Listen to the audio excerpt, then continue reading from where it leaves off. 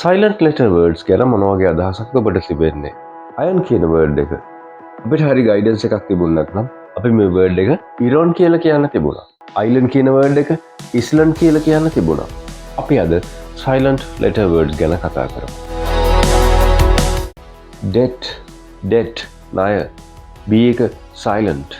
honest no honest H is silent. H අකුර කියවෙන්නේ නෑ. මේකත් honest වගේමයි. hour කියලා කියන්නේ නෑ. hour පැයට අපි hour කියලා කියනවා. hour නෙමෙයි. This word is most common in the language. මේ word එක හරිම common වචනයක්.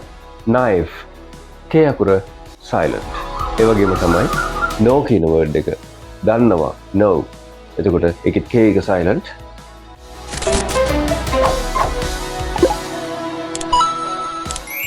මේ වගේ වර්ඩ්ස් වල අපිට රෙගියුලර් ක්‍රමයක් පේනවා. ඒ තමයි n අකුරට පෙර k අකුරෙන් ස්ටාර්ට් වෙන තැන්වලදී කිසියම් වර්ඩ් එකක මුලට kn යෙදিলা තියෙන වෙලාවක අපි k අකුර ප්‍රොනවුන්ස් කරන්නේ නැහැ. නී කියන්නේ ඒ වගේ වචනයක්.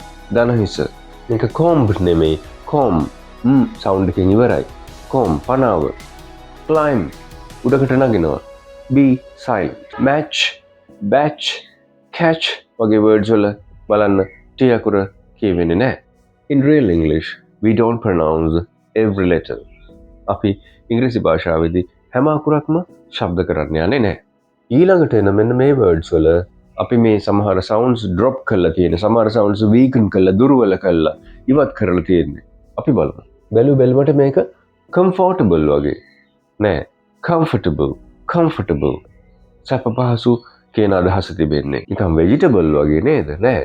vegetable කියලා කියන්නේ නෑ. vegetable එළවලු. chocolate interesting වගේ නේද? නෑ. interesting කියන්නේ නෑ. interesting sound එකක් අපි weaken කරලා තියෙන්නේ. environment නෑ.